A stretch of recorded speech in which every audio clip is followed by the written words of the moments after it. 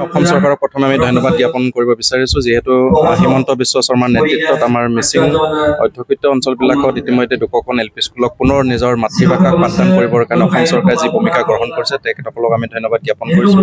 আমি ধন্যবাদ জ্ঞাপন কৰিব বিচাৰিছোঁ অসম চৰকাৰৰ মাননীয় শিক্ষামন্ত্ৰী ৰমেশ পেগু ডাঙৰীয়াক আমি তেখেতক ধন্যবাদ জ্ঞাপন কৰিব বিচাৰিছোঁ। আমি ধন্যবাদ জ্ঞাপন কৰিব বিচাৰিছোঁ মিচিং সাহিত্য পৰিষদৰ প্ৰাক্তন আমাৰ মুখ্য কাৰ্যবাহী সদস্য পৰমানন্দ চাইঙে ছাৰ, জোনাই বিধানসভাৰ আমাৰ সন্মানীয় বিধায়ক ভুৱন পেগু ডাঙৰীয়াকে আদি কৰি যিসকলে এই ভাষাৰ আন্দোলনক যেনেধৰণে এটা আজি 40 বছৰৰ মূৰত যেনেধৰণে এটা প্ৰতিষ্ঠা কৰিবৰ কাৰণে তেখেতসকলে যিধৰণে ভূমিকা গ্ৰহণ কৰিছিলে, আমি সমগ্ৰ মিংমাংবাসী হৈ তেখেতসকলক আমি ধন্যবাদ জ্ঞাপন কৰিছোঁ। আৰু ইয়াতে আমি দেখিছোঁ আমাৰ মিংমাং সৰিয়নি প্ৰাথমিক বিদ্যালয়ত ৰাইজৰ যি উৎসাহ উদ্দীপনা, যে ভাষাক যেনেধৰণে আদৰিবৰ কাৰণে এটা ব্যস্ত হৈ আছিলে ইমান বছৰ অপেক্ষাৰ অন্তত যেনেধৰণে এটা ভাষাক আদৰিবৰ কাৰণে নিজৰ যিটো মাদাৰ টঙক আদৰিবৰ কাৰণে আমাৰ যেনেধৰণে এটা মাই মাতৃসকলে বা আমাৰ বন্ধু বান্ধৱীসকলে বা আমাৰ সৰু কণ ছাত্ৰ ছাত্ৰীসকলে যেনেধৰণে আমি দেখিছোঁ আজি ইয়াত আমি খুব অভিভূত হৈছোঁ।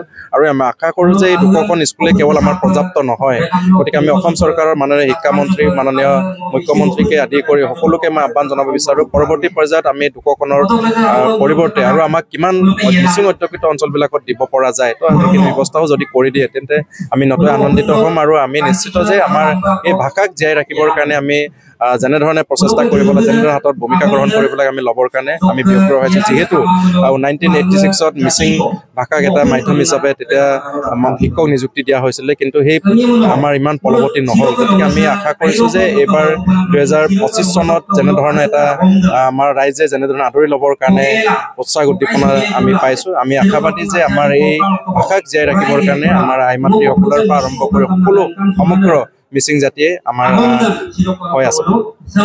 এই বিদ্যালয়ত কেইজন আছে শিক্ষক? সেই বিদ্যালয়ত মিংমাং সৰিয়নি প্ৰাথমিক বিদ্যালয়ত 2জন শিক্ষক আছিলে, তাতে আমাৰ মিচিং শিক্ষক এজন, আমাৰ পাংগিং উপাধিৰ এজন আমাৰ ইয়াতে কেশৱ পাংগিং আমাৰ ইয়াতে উপস্থিত হৈছে, তেখেতক মিচিং শিক্ষক হিচাপে নিযুক্তি দিয়া হৈছে। গতিকে আমি তেখেতক লৈ পেলাই আমি খুব গৌৰৱ অনুভৱ কৰিছোঁ। নিশ্চিতভাৱে তেখেতে আমাৰ যিটো মিচিং ভাষাক সমগ্ৰ কণ ছাত্ৰ ছাত্ৰীসকলক ভালদৰে বুজাব পৰা যাব।